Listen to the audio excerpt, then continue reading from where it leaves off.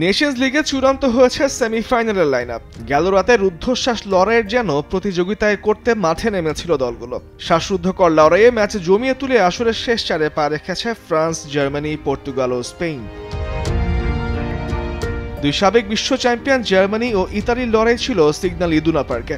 ঘরের মাঠেই প্রতাপ জার্মানির। প্রথমার্ধেই জশুয়া কিমিচ, জামাল মুসিয়ালা, ক্লাইনডিনস্ট করে বসে প্রতিপক্ষের জালে ৩ গোল।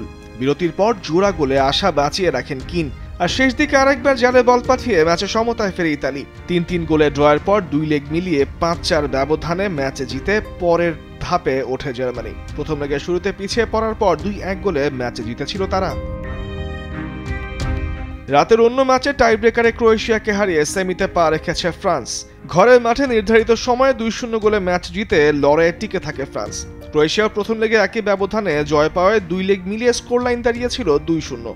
ক্রোয়েশিয়াও প্রথম লেগে একই ব্যবধানে জয় পাওয়ায় ২ লেগ মিলিয়ে স্কোর লাইন ছিল ২-২। টাই ব্রেকারে দলের ত্রাতা হয়ে আসেন পোস্টের দারুণ আস্থা হয়ে থাকা মাইক মিয়া। রুদ্ধশ্বাস উত্তেজনার টাই ব্রেকার ৫-৪ গোলে জিতে নেশনস লিগে শেষ চারের টিকিট কাটে ফ্রান্স। ডেনমার্ক পর্তুগালের ম্যাচের হাইলাইটস হয়ে থাকতে পারত ক্রিশ্চিয়ানো রোনালদোর পেনাল্টি মিস। তবে লিসবনে নাটকীয়তায় ঠাসা লড়াইয়ে জিতে উয়েফা নেশন লিগের সেমিফাইনালে জায়গা করে নিয়েছে পর্তুগাল। ডেনমার্কের আত্মঘাতী গোল আর পর্তুগালের স্মরণীয় প্রত্যাবর্তনে ৫-২ গোলে ম্যাচ নিজেদের করে নেয় স্বাগতিকরা। ২ লেগ মিলিয়ে ৫-৩ অগ্রগামিতায় পরের ধাপে পা রাখল আসরের প্রথম চ্যাম্পিয়নরা। এদিকে রুদ্ধশ্বাস লড়াইয়ে নেদারল্যান্ডসকে হারিয়ে সেমিফাইনাল নিশ্চিত করেছে স্পেনও। ম্যাচ টাইব্রেকারে নেয়ার পুরো কৃতিত্ব ছিল নেদারল্যান্ডসের। তবে ভ্যালেন্সিয়ায় সেমির ফিরতি লেগে ৩-৩ গোলে ম্যাচ হয়েছিল ড্র।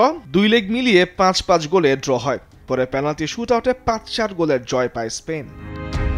তামিমুর রহমান, স্পোর্টস ডেস্ক, দেশ টিভি।